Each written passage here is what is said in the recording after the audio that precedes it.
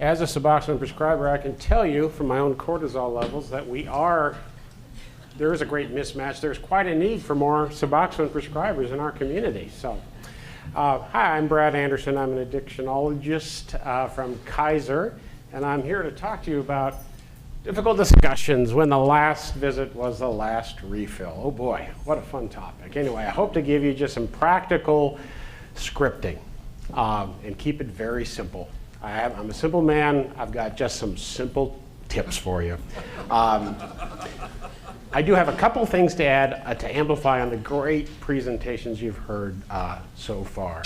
I really appreciate the comments about benzodiazepines. As a doctor who is usually responsible for helping getting people off benzodiazepines, what we in our department refer to as the buck and fenzos.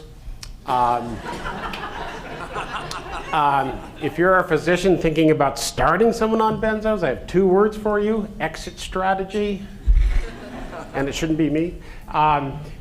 Benzos are like a cast for the brain. You know, they could be used, this is my opinion, used for acute injury, acute anxiety injury, but you should get them off as soon as you can, just like a cast for a sprained or broken ankle. Got to get that limb moving again. Because they are the anti-CBT. They keep the brain from doing the work it needs to do. And I have a couple of analogies for patients that I like to use. My piano playing analogy, I say, you know, using benzos and maybe even opiates for pain is a little bit like hitting the keyboard with a hammer. You know, it gets you some music, it's not very good, maybe it's better than nothing, but what you really need to do is take piano lessons. It's hard.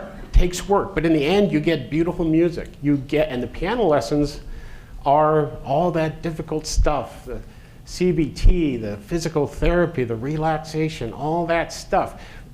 And in the end though, you get beautiful music. You get the instrument played the way it was meant to be. If you keep just taking medicines and doing all that, all you're ever gonna do is bang on that piano, on that keyboard with a hammer. And it's just never gonna work. The drive-through McDonald's example too. You know, just going right to meds all the time. Sure, Xanax will stop anxiety in its tracks. It's like going through drive-through McDonald's instead of going home, taking the time to make a good meal. And if you do that every day, you're gonna end up like that guy in the movie, right? It just doesn't work, it's not sustainable. Also, the talking about euphoria. Great that Rachel brought that up. Cocaine, drugs, all these things, OxyContin, heroin, that's the big E euphoria. But you can't keep doing that. It's gonna wear out. Our brains are meant to handle little E euphorias. You know, chocolate shake, a walk on the beach, making love, a warm bath. Those are the little E euphorias. And you gotta just keep doing that. I know it's not gonna stack up to the big E, but you gotta fake it till you make it. Your brain will get there. And your brain can handle those every day for the rest of your life. And it can't handle the big E euphoria. So those are a couple of explanatory models I use for patients. So I went rogue there for a minute, sorry, but I just had to. Now, on with my presentation. How many minutes did I use? Oh, I got the gift of time from the previous folks. So difficult decisions. Now discussions, what's the most important thing? Safety, right? That's your trump. Oh, sorry. That's your ace in the hole. There we go. Not your trump card. Safety over efficacy, always. We can't treat these patients if they're dead, right? Dead people don't recover. So we need to emphasize that for our patients. I really care about you, and I have to have you here. People mentioned having Narcan available, absolutely. But we have to make sure you're safe. Stay in the medical role. This is key, key, key, key. Damn it, Jim, I'm just a country doctor. Stratton-Holzer, scoop me on the Star Trek. Curse you, Stratton-Holzer. Thought I was gonna be first, I was not. So anyway, stay in the medical role. So we'll talk about other roles that we docs, we prescribers, we clinicians get into. But this is key because that's what they've hired you for. That's what you're there for, is to be a medical person. What are the other things? Well, here's the tension we get caught between. On one hand, We're those soft-hearted enablers. We're Marcus Welby, right? We got into medicine, we got into healthcare to help people. We want to help people. So we're really, at our core, soft-hearted enablers. On the other end, Bob Kelso from Scrubs, you know. He wants people out of the ICU when their insurance runs out, regardless of their condition, right? And so we don't want to get taken for our DEA numbers. We don't want to get burned.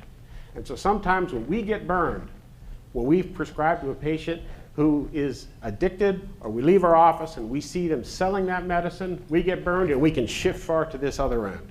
So that's the tension we're under. Now, typically, we aim towards Marcus and not so much towards Bob. What we really ought to try to find is a combination of that.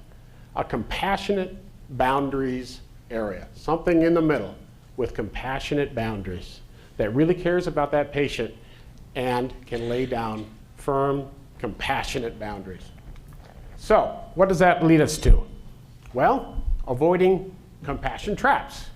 You've all heard these things, right? Do you want me to lose my job? You want me to be on the streets?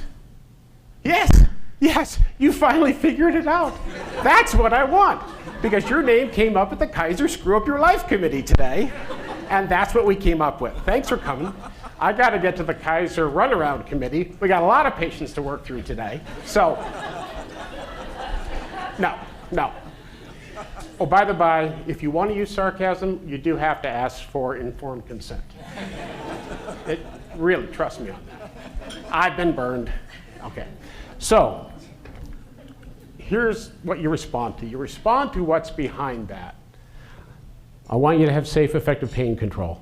It's my opinion, your medicine isn't doing that. Do you have pain? I want to use all of our time to talk about your pain management. You know, you could say, it's not about me, but even go one layer deeper. I want to use all of our time to talk about you, because this is about you and how you're suffering. I wish you could feel my pain. Oh, gee, thanks a lot. That's great. No. I know you're suffering, and I'm sure we can work together to reduce your pain so you don't have to suffer. So you're giving them another message in there. Suffering and pain are different. Pain's going to be with them. That's not a great deal. But suffering is optional, right? We can help them reduce their suffering. So you can give them language that reflects back kind of what they're saying. When I was in my family medicine residency in Maine, first year, our behavioral health faculty said, Brad, people say things for a reason. But, well, duh. But then I thought about that, and I've kept that with me ever since. People say things for a reason. And boy, that's helped me. So grab the reason, think about it, come back with something that's compassionate with boundaries. Avoid the all or nothing traps. My wife is really good at catching me in all or nothing traps. Well, at least I'm not out golfing for 4 hours. So this or that, those are my only options, she says. So I kept that and brought it to the office. So you're going to do nothing for me then. You're cutting me off and I have to live with my pain. There's many things we can do. You like to hear about them? Many, many things besides opiates.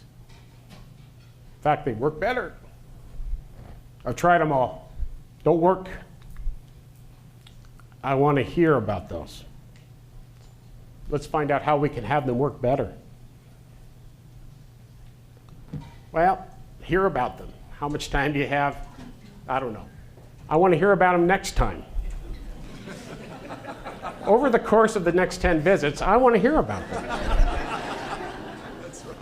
So you're responding to, not saying, well, you're going to have to use them now because there's no more oxycodone, So respond in a way that, you're hearing what they say. They didn't work. This is what's going to have to work. So just more scripting for you. The next slide is about explanatory models of addiction. So, because I want to talk about staying in the medical model of addiction, if that's what you think's going on. So, what do I mean by explanatory models of addiction? Well, we are dealing now firmly in the medical model. Now, it bothers us in the addiction medicine field that we are still in 2016 talking about the medical model of addiction. No one's talking about the medical model of epilepsy anymore, right? It's a disease. We know what that is. But we are still having to have this conversation. Someone alluded earlier to how do you help people deal with the shame and this and that of it. And you still hear it on the radio. You still hear it and see it in our popular culture, that it's really not a disease. Well, where did we get this from? We started with the impaired model. People are just fundamentally flawed. There's nothing you can do to them, do for them, shut them away, lock them up, keep them away from good folks. We moved on to the dry moral model in our country. Alcohol, drugs are inherently evil. If you take them into your body, you're just taking the devil into your body. The only answer is not to use, and let's actually legislate it out of existence. And it worked beautifully, right? No, we had this during Prohibition, did not work. You cannot legislate a disease out of existence. You cannot do it. So now we have in our country the wet moral model, which says you can drink and drug and drug and drink and drink and drug and drug and drug, but know when to say when. And if you can't guess what, this is where the moral comes in, you're an immoral person. You should know to use our product responsibly, right? That's what it says in all the ads. Those who enjoy our intoxicant enjoy it responsibly. So what does that say to someone with addiction? That's a slap in the face, right? That's the wet moral model that is predominant in our country right now.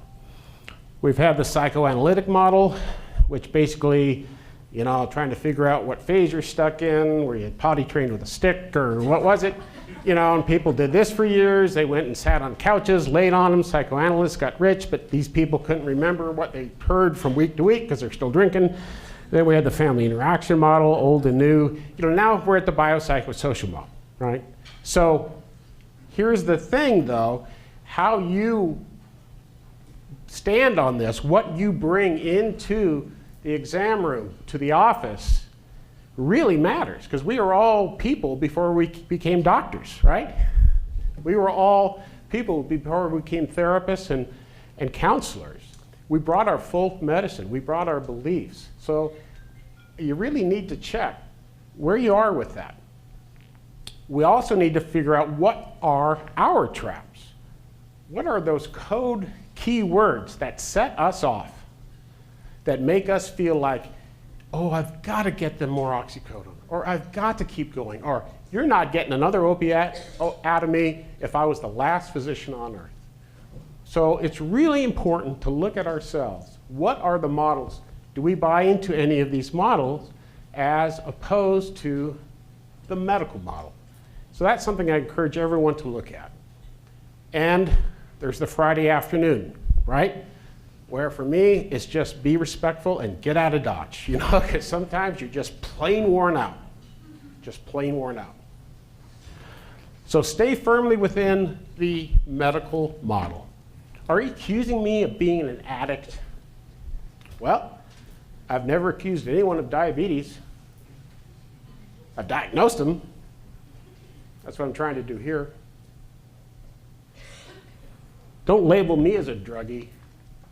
I'm not interested in labels. Not at all. Oh, no, no, no. I'm sorry if that's what you got from me. I'm trying to help people struggling with medical problems. You're basically saying I'm a junkie. What I'm saying is that it's a medical problem that responds to treatment, not bad morals or behavior. Because that's probably what they brought into this. These words, accuse, label, junkie, these are loaded words. If they trigger you or trap you, take a look at that. They may be trying to trigger or trap you to make you step out of your medical role and into a role where you're going to respond emotionally. Oh, no, no, no, I didn't mean that. Yeah, damn straight you're a junkie. Get out of my office into some other place. So they can either say, write you off and go find someone who'll get them the medication, or get you to a place to feel like, oh, no, no, no, I didn't do that. Because people, when they're throwing a tantrum, They make you compromise just to calm you down. It's what I call the Hitler syndrome. Okay, calm down. You can have the Sudetenland. Just calm down. You know? And that's not a good place to be in as a provider.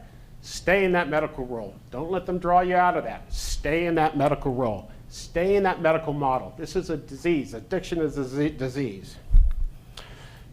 Absolutely avoid the policing role. Bad things happen when medical people act like cops. Bad things happen. Now, I may look like a cop, at least my patients tell me I do, but I really try to avoid this.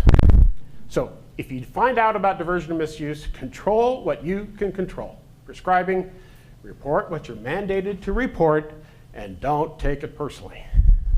Do not chase after diversion or this or that. Trust me, bad things happen when medical people start acting like cops.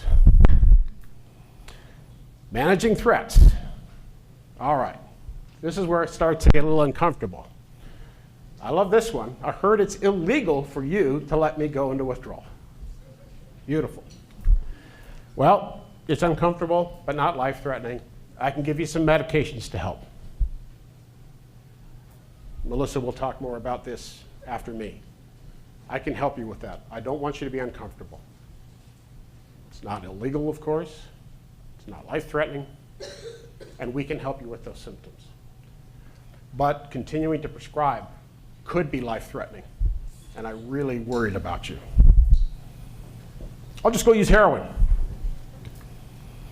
I really hope you don't, because you know I don't think that's going to help your pain either. But don't respond to the threat of, if you don't do this, I'm going to do that.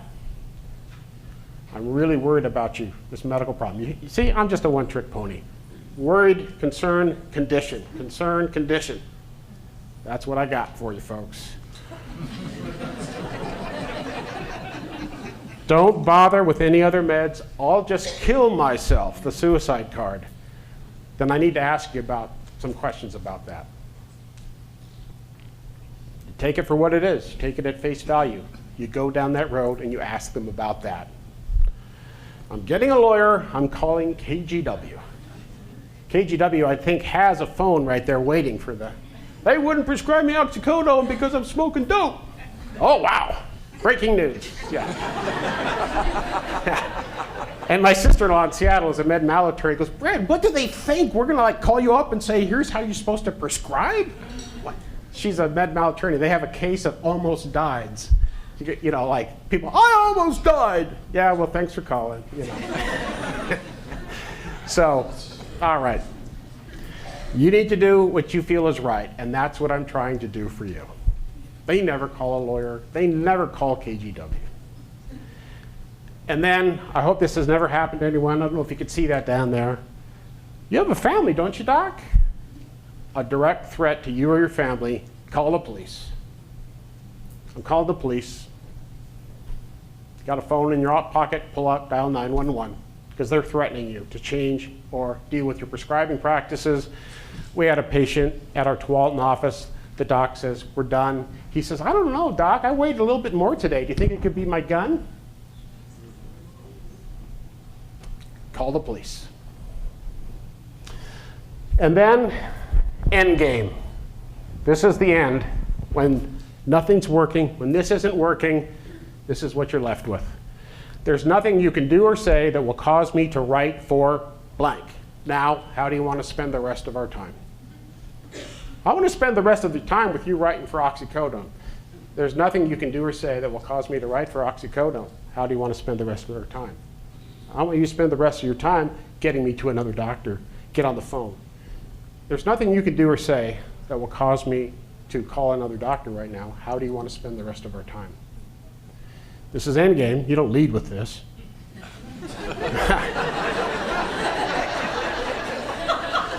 But this is where you end up. Now, doctors who do this have repeatedly told me, and I found it myself too, patients come back and say, thank you, you saved my life. You saved my life. Because that was the thing that finally, you cared enough to say this to me, all right? And you're staying engaged with them. How do you want to spend the rest of our time? Okay? It really does work, folks. few more things I want to say. When you're worried about a person, is this addiction I'm dealing with not just pain? Remember, people say things for a reason.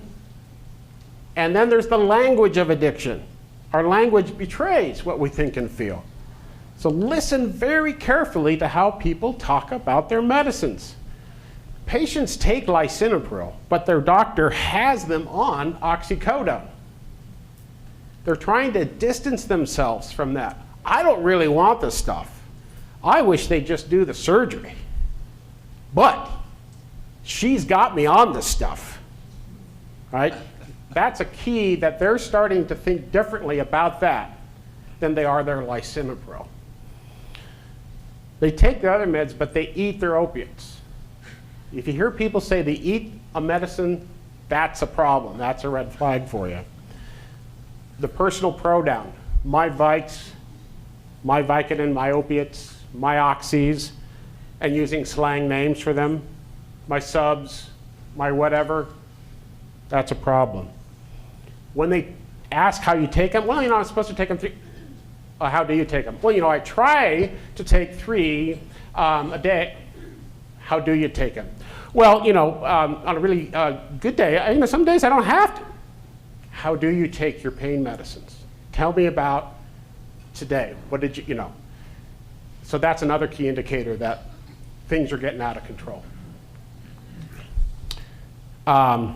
Here's the big one.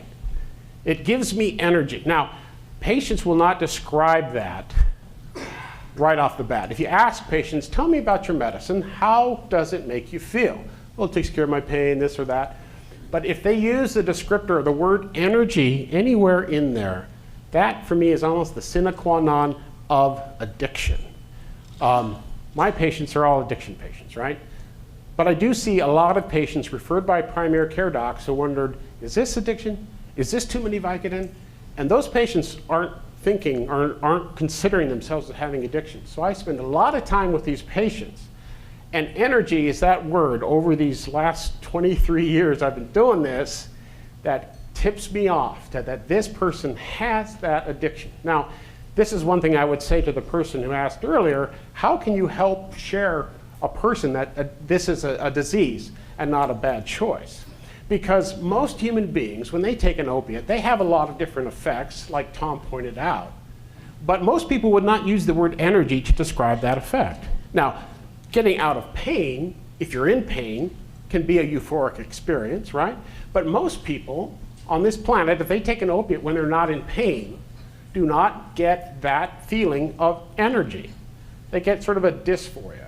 They get the opposite of that. And they would say, energy? Are you kidding? Ugh. After my gallbladder surgery, I was glad to be done with those.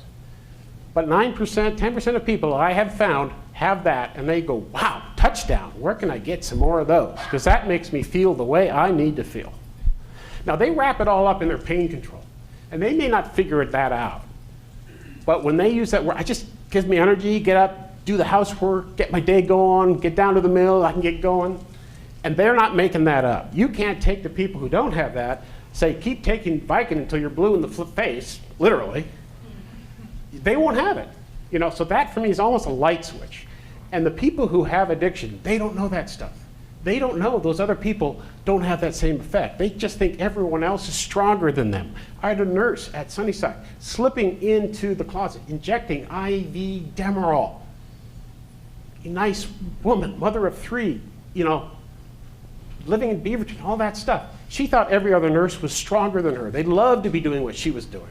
They just were stronger. She was so relieved to find this information out. She had something different, okay? So that's a very important thing to remember. Non-treated symptoms, unsanctioned dose, all this stuff. Dogs ate it, left it at seaside, et cetera, et cetera. And so basically, I'm a simple man, so keep things in general. Ask yourself, is there a relationship beyond pain management here? Do they go to lengths for this medicine that most of my patients don't? Or do they go to lengths for this that they don't go for, say, like lisinopril, Like try to reach me on a weekend at home, that kind of stuff. And And then toxicology. Please, please, please order drug screens. Please. You know, for those of us in addiction medicine, it helps so much. Does it make the diagnosis? No. Does it exclude a diagnosis? No. But it really helps. And what I can say to that is when you get results, speak to what you know to be true and trust your science. They will try to come up with all kinds of things they saw on the internet. But trust your science. Confirmation is confirmation. And don't respond to, is it a false positive? Well, I heard that could be false positives. I hear Kaiser has all kinds of false. Buddy of mine had it, but you know, don't speak to that. Speak to what you know to be true. I didn't use cocaine. Are you calling me a liar? I know it's hard to talk about this even with your doctor, but I want you to know I'm here to help you, not judge you. I did not use. I know it's very hard at this point to change your story, but I'm here for you. So you never respond. You keep going. You speak to what you know to be true. That's cocaine. They didn't happen to run into it at a party. They're using it. If you've got one cocaine, 2 cocaines, and you're drug screening them every 6 months because they're on a chronic opiate, they're struggling. They need help. You speak to what you know to be true. You trust your science. And you say things like, I know it's hard. Even now, you're continuing to deny it to me on the phone, but I want you to know this is a place of healing and help. This is not a place of judgment. This is a diagnostic place, not a judging place. So please, when you're ready, let me know. Are you still calling me a liar? I'm still saying this is a place of healing. So let me know when you're ready, okay? Don't respond to the objections. Speak to what you know to be true, which is that person has used cocaine and they're struggling, okay? There we go again. Simple man, concern, condition. You can read for yourself. I don't have to read it to you. Right? You're all literate folk out there? Yeah. Good, okay. So then a helpful test for this is a urine test. I'm ordering it for you. I'm peeing for you. Okay. But it'd be real helpful because I think you're struggling. And well, my insurance company's going to get a hold of my boss. No, this is all confidential, but it would really help. But you're the boss, actually. You make the call on this, but I really think you're struggling. So, okay. So general recommendations. Stay in that medical expert role. Emphasize concern and condition. Speak to what's behind the patient's comment, not itself, and trust your science. Speak to what you know to be true. And always remember this. When the patient is hearing no opiates, they may not hear much else. When that flight or fight response kicks in, you know, so you've seen this far side, maybe you can't see in the back, you know, what we say to dogs, what they hear is blah, blah, blah, ginger, blah, blah, blah, blah, ginger. They may just hear no opiates, blah, blah, blah, blah, no opiates, blah, blah, blah. So keep it simple, keep it repetitive, use your empathic moving forward, keep eye contact. Be very, very compassionate and clear with them. That even when they start calling you a stupid effing flat top a-hole, which I have been called. I have to give them credit for the flat top part, really. You say, I'm sorry, I know this hurts, but I'm really trying to help you here. Okay. Here's a little quick thing that I find helpful. MedCon 4. I don't, actually, I look more like a naval officer, which I was once, than a cop. So, concern, condition, convert, continue. What does that mean? Well, you know what concern and condition are. Convert means change talk. But change doesn't start C-O-N, so it doesn't fit my mnemonic. Well, we can't have that, right? And then continue. So this is my very brief intervention. Concern, express your concern. It's a medical issue. Try to elicit some change talk and continue. Can we talk about this next time? Next steps? What are the next steps? Can we talk about it next time? So this is meant to meet that I've got negative 10 minutes for this appointment right now. And you've got a list that's this long. Then the frames mnemonic, a very helpful thing. Pete, Philip, did we get the pronounce? Did work? No, okay. how to frame what you say. So this is a very helpful mnemonic for you get that I like mnemonics, right? So this is a very helpful thing for busy people. Feedback, responsibility, advise, menu, empathy, self-efficacy. So it looks something like this. And this is built on interviewing motivational enhancement. The results of your questionnaire, it's their input, not yours, indicate your use of alcohol puts you at risk from problems due to drinking. Feedback. Decisions regarding change are yours to make. Responsibility. As your doctor, as your therapist, as your PT, I'd like to share some advice on modifying or changing. Would that be okay? Advice. Menu, M. I want to know that we have a lot of options if you decide to change. E, empathy. I know change can be difficult. And self-efficacy. At the same time, I'm confident if you decide to change, you'll be able to do so. Would you like to talk about some of those? So, pretty quick, pretty brief, and it's evidence-based, and it helps. Something you can do that you know that you can say when you have negative 15 minutes for that appointment. So, here it is. So what they've told you, feedback, remember, it's their feedback because they're going to be more likely to change when it's their idea. Wow, what an amazing finding. Responsibility, it's their choice. Advice, but be clear, you're the medical expert on their lives, right? That's what they've hired you for. Menu, give them lots of options. Be genuine with your empathy, and give them hope. So, anyway, so they're passing around something. So this is a time that people at conferences usually really love. I mean, this is we haven't had any of this so far. So people really, really enjoy being able to do interactive activity at a conference. So I would like those people to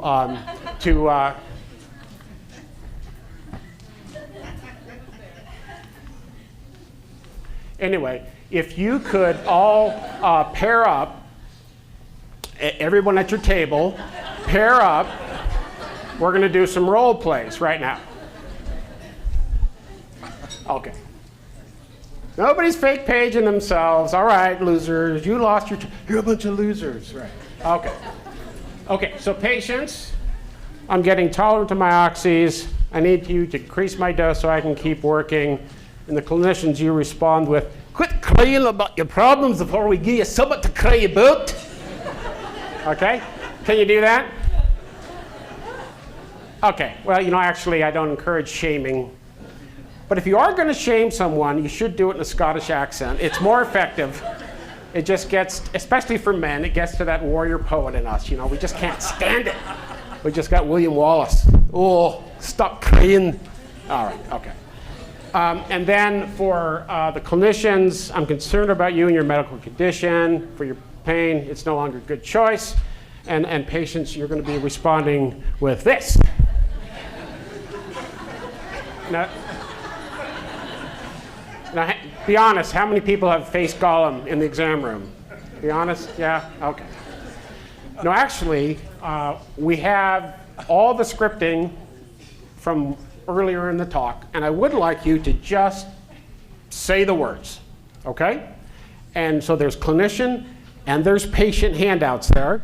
So pick somebody at your table, and they're numbered, and I just want you to say the words. If you want to go rogue and keep going with it, you can, but just say the words, because if you say the words here, you might say the words someplace else.